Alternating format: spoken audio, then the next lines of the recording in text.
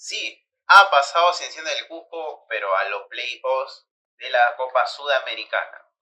Vamos a ir analizando sobre cómo así Cusco, Cienciano del Cusco, ha podido empatar de local, sabiendo que tenían la ventaja con la altura, jugadores más que todo en la volante ofensiva, en lo de los extremos, el volante ofensivo y el delantero que podían haber hecho la diferencia ante este cuadro uruguayo, que en el partido ya en la primera fecha habían empatado en Uruguay, o bueno, todos vamos a recordar a los que vieron el partido con Cienciano ahí en Uruguay. Juventud de las Piedras podía haberle ganado por una mayor resultado abultado. Sin embargo, erró, también estuvo impreciso y Cienciano al final empata, ¿no? Con ese gol de Garcés. En este caso, el cuadro de Cienciano empieza con una línea de 4, ya en una línea de 3. Empieza con Martinich, Núñez, obviamente los laterales, Llovera y Becerra. Becerra nuevamente vuelve al esquema de Melgarejo. De ahí Robles y Barreto, obviamente los volantes de contención. Obviamente Barreto, o más que todo Robles, entra hacia un interior más ofensivo que va más hacia adelante. De ahí Hover, obviamente el mediocampista ofensivo. Los extremos Sousa y por ahí también Neri Bandiera y Carlos Gacerno. Esos 4 jugadores de la volante ofensiva hacen mucho daño, más que todo de local. Ahora, el cuadro uruguayo formó con una 4-4-2. Obviamente, a su vez bajaba Sekini a hacer ese volante mixto. Y obviamente Chagas, obviamente Peralta y ahí Pérez en la medular del medio campo hacían la ofensiva acompañando a Minbecas. Incluso también se posicionaba por rato ser un segundo punta a Rey. El cuadro del equipo uruguayo, un poco que al inicio ese disparo que asustó a Cienciano y la taja muy bien Italo Espinosa, una intervenida más de este arquero muy bien de Cienciano. De ahí el cuadro uruguayo perecería un poco en la altura, porque prácticamente dejando mal parado su defensa, porque creo que cuando un poco el DT ponía las líneas un poco más adelante, dejaban una línea de 3, lo cual muy mal parado salía el cuadro uruguayo, cuando justamente bajaba este jugador Barrandegui, y ahí es donde Ney Bandiera por ese lado preponía mucho, ¿no? Tenía mucho espacio. Hasta inclusive daban ventaja a Carlos Garcés, pero el cuadro de Cienciano, creo que yendo en la pelota parada y buscando alternativas con disparos, tampoco no hallaron esa bendita llamada de gol, ¿no? No tuvieron la idea clara para poder llegar al arco de Juventud de las Piedras. Pero sí al final sale, ¿no?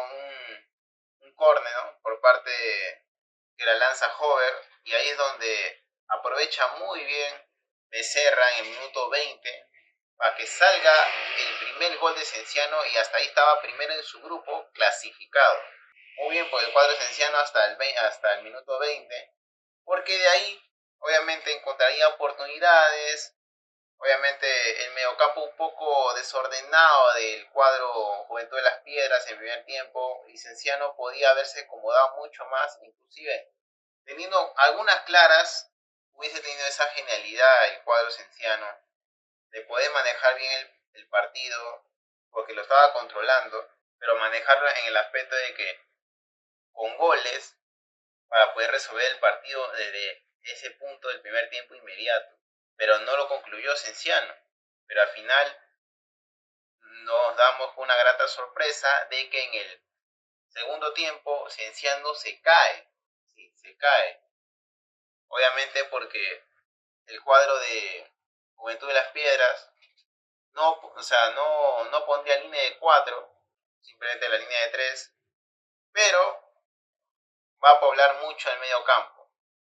Y solamente van a poner a Minvacas como único delantero que se avecine al área de Cienciano.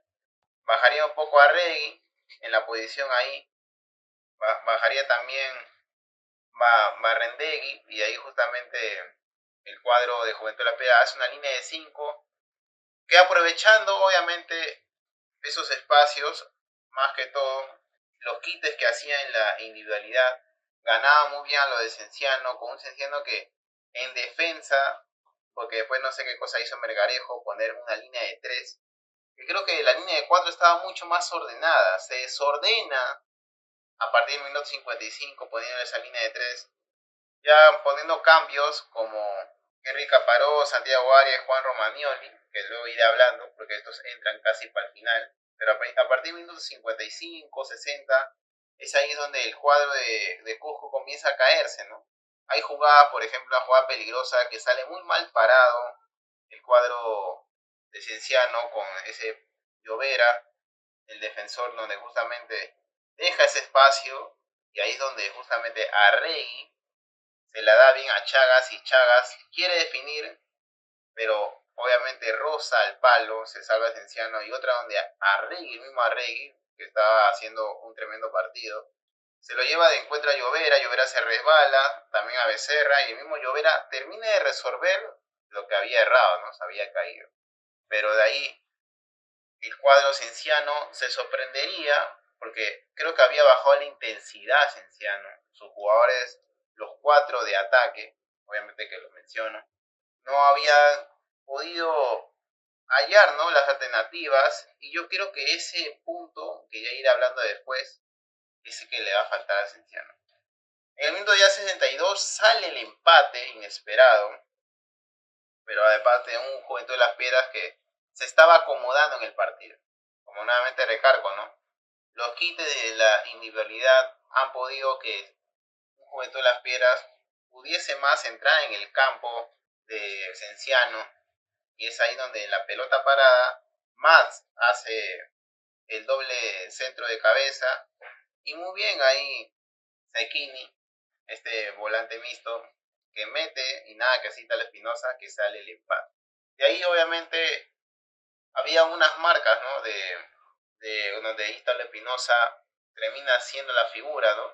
Con dos remates, una de ellas de un disparo muy bueno, y otra de cabeza, donde obviamente la manda a sacar para el tiro de esquina el arquero de Cienciano, de Espinosa. Pero un Cienciano que se complica al final, ¿no? Se complica cuando ya tenías la ventaja, podías haber hecho más diferencia en el segundo tiempo, o mejor dicho, en el primer tiempo, pero termina complicándose por la misma razón. Y encima poniendo a un Henry Caparó de volante de primera línea, y no a un volante o quizás un extremo ofensivo que puede pasar, como es Romagnoli, que creo que en la liga local no juega, porque creo que lleva cupo de extranjero, no se nacionalizó. Por ahí no halló Melgarejo, ¿no?, una alternativa más, ¿no? Al sacar a Hover, pierde mucho Cienciano las marcas ofensiva, ¿no? Y yo creo que ahí es donde el cuadro uruguayo comienza a ser mucho más espléndido el campo, mucho más espléndido en la cancha, y es ahí donde un poco más, y yo creo que Cienciano podía haberlo perdido. Muy mal ahí, más que todo de cara al gol, y más que todo en la defensa, porque varias veces en los quites ha podido llegar Juventud de las Piedras, y es ahí donde no puede fallar Cienciano, siendo el local y con altura, un poco parecía a lo que estaba jugando contra Puerto Cabello, siendo local mismo también Cienciano, o contra el Atlético Mineiro. En este partido algunos jugadores sí han bajado un poco su nivel, pero esperemos que en esta en el playoff, no sé con quién rival, se habla de un Lanús, pero veamos más resultados, le puede tocar a otro rival no tan complicado, pero igual Cienciano con 8 puntos, y justamente 7 Puerto Cabello y 7 Juventud de las Piedras, termina siendo el segundo en la segunda casilla clasificado. Le supera al Atlético Mineiro, que ganó justamente ante Puerto Cabello en Brasil. Pero igual Cienciano, yo creo que termina empatando con lo justo, muchas cosas por mejorar, va a tener que prepararse muy bien, y creo también reforzar algunos puestos, porque creo que si jugadores ya con mucha continuidad como Neri Bandiera, Hover, Garcés, inclusive Sousa, yo creo que el teorema de partidos un poco que complica. Creo que Medadejo se confundía en poner línea de 3, cuando la línea de 4 estaba mucho más ordenada. Pero bueno, ¿qué opinas tú? Dejo en la caja de comentarios, suscríbete, deja un like, porque esto es en el área full deportivo. Y veamos si también Cristal se opone a estar también en la Sudamericana.